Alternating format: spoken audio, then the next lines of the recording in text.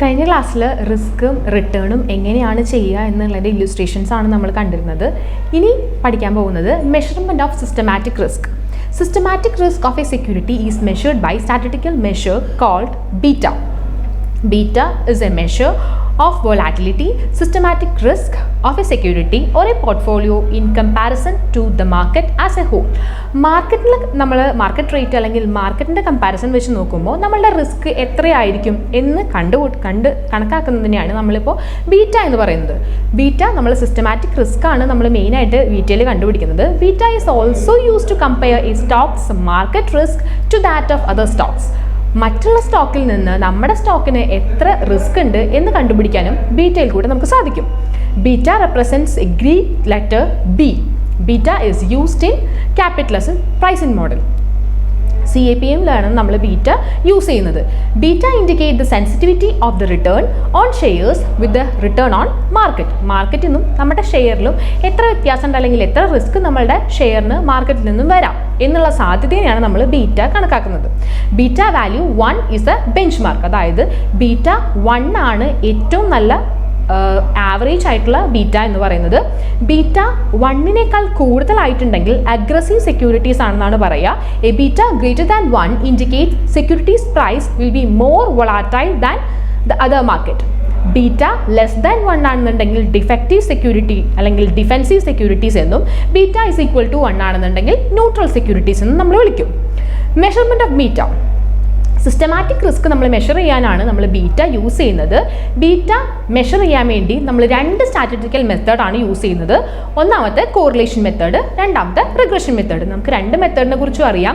First correlation method. Correlation മെത്തേഡിലൂടെ beta നമ്മൾ calculate ചെയ്യുകയാണെന്നുണ്ടെങ്കിൽ അതിന് ഒരു ഫോർമുലയുണ്ട്.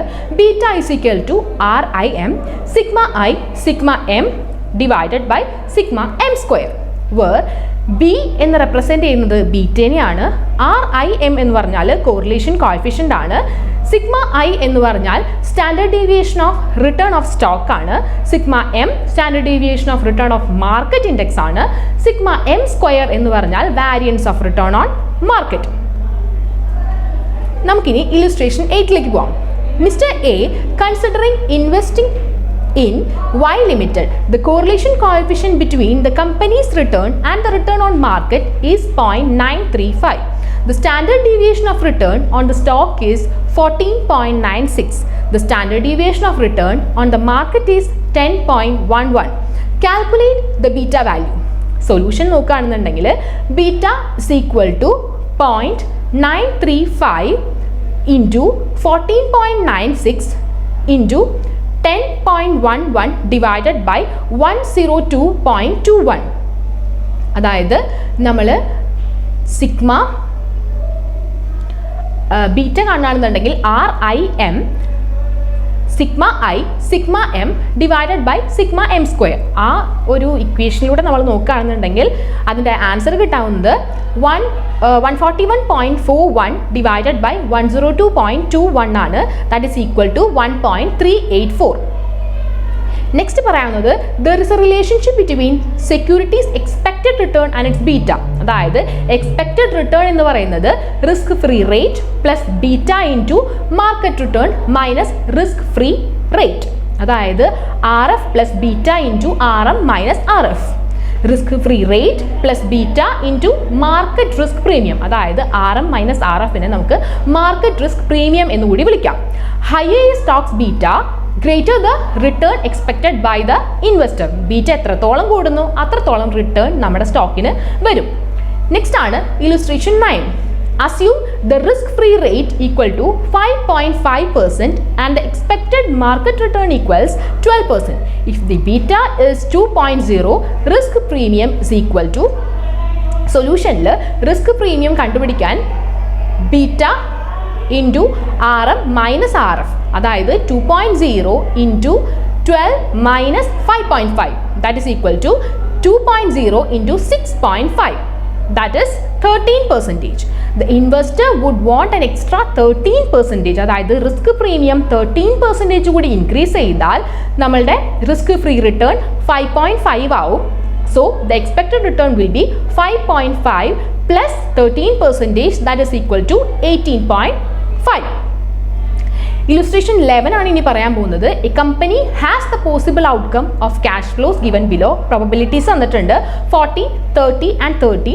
Cash flows 2 lakh, 5 lakh and 3 lakh. Find the expected return and variation in terms of standard deviation.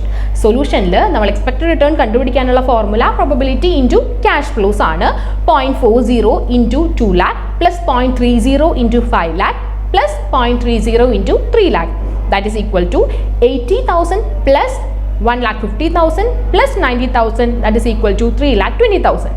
Standard deviation കണ്ടുപിടിക്കാനുള്ള formula root of D square into P ആണ്. So root of 0.40 into 2 lakh minus 3,20,000 square plus 0.30 into 5 lakh minus 3,20,000 square plus 0.30 into 3 lakh minus 3,20,000 square. That is equal to 12, 40, 48 and 99.95. അടുത്ത illustration 12 ആണ്. അത് നമുക്ക് അടുത്ത ക്ലാസ്സിൽ പറയാം. Thank you. 20 വർഷത്തെ സേവന പാരമ്പര്യവുമായി Jyothis college Irinjalakuda. Mcom finance, Mcom corporation, BBA, Mcom finance എന്നീ കോഴ്സുകളിലേക്ക് അഡ്മിഷൻ ആരംഭിച്ചിരിക്കുന്നു. ജ്യോതിസ് കോളേജ് ആപ്പ് ഇൻസ്റ്റാൾ ചെയ്യൂ. പഠനം എളുപ്പമാക്കൂ. പഠനത്തോടൊപ്പം സമ്പാദിക്കാൻ അവസരം. ഉയർന്ന മാർക്കുള്ള വിദ്യാർത്ഥികൾക്ക് സ്കോളർഷിപ്പോടുകൂടി പഠിക്കാം. Jyothis college four advance studies, Catholic centre, main road, Irinjalakuda.